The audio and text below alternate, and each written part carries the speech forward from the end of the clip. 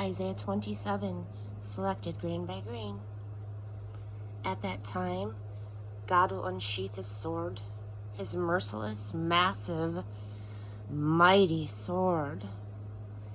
He'll punish the serpent Leviathan as it flees, the serpent Leviathan thrashing in flight. He'll kill that old dragon that lives in the sea. At that same time, a fine vineyard will appear. There's something to sing about. I, God, tend it. I keep it well watered. I keep careful watch over it so that no one can damage it. I'm not angry. I care. Even if it gives me thistles and thorn bushes, I'll just pull them out and burn them up. Let that vine cling to me for safety. Let it find a good and whole life with me. Let it hold on for a good and whole life.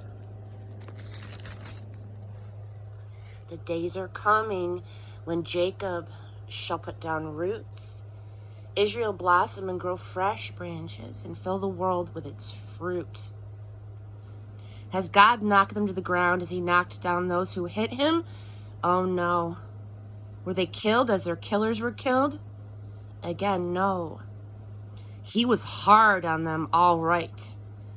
The exile was a harsh sentence. He blew them away on a fierce blast wind. But the good news is that through this experience, Jacob's guilt was taken away.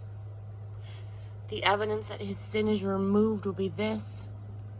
He will tear down the alien altars. He'll take them apart stone by stone and then crush the stones into gravel and clean out all that sex and religion shrines.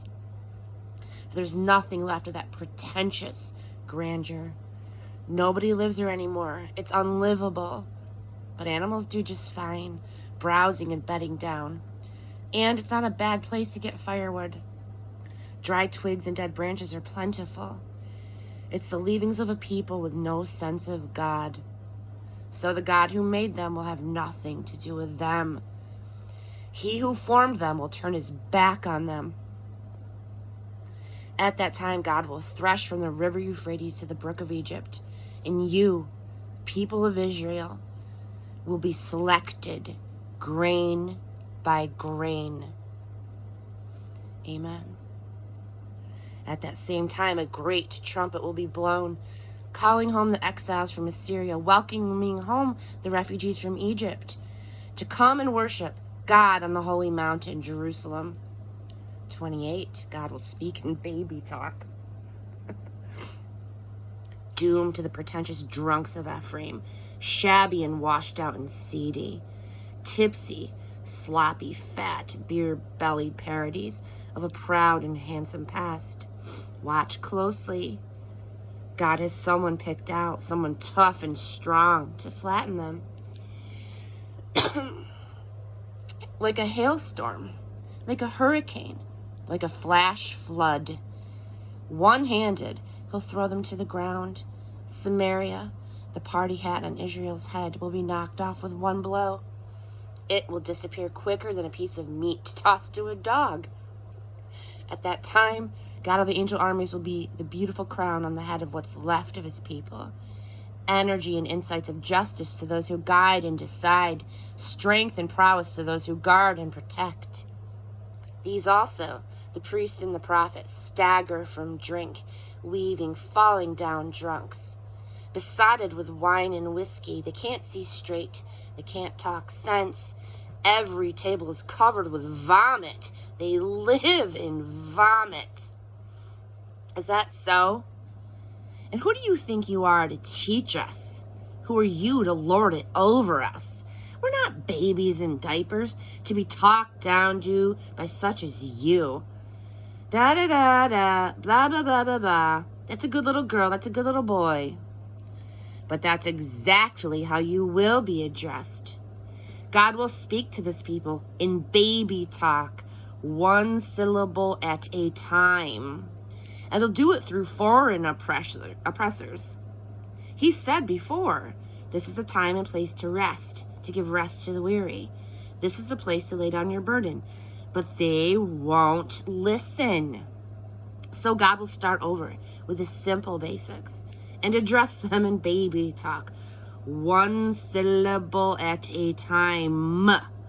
Da da da da, blah blah blah blah. That's a good little girl. That's a good little boy.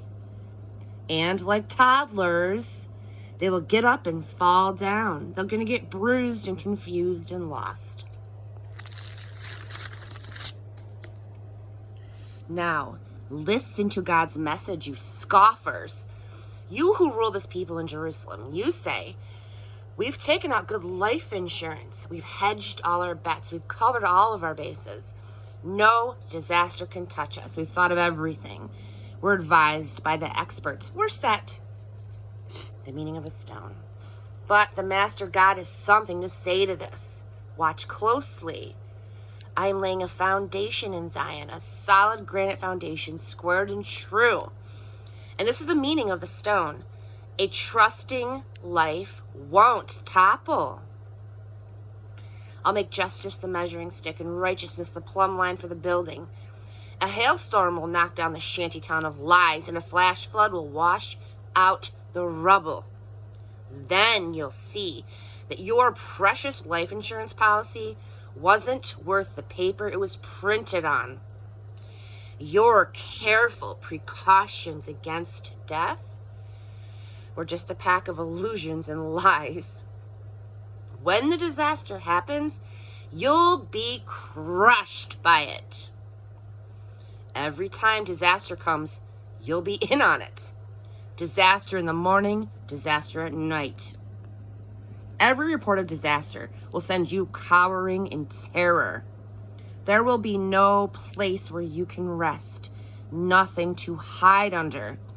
God will rise to full stature, raging as he did long ago on Mount Perazim and in the valley of Gibeon against the Philistines. But this time it's against you.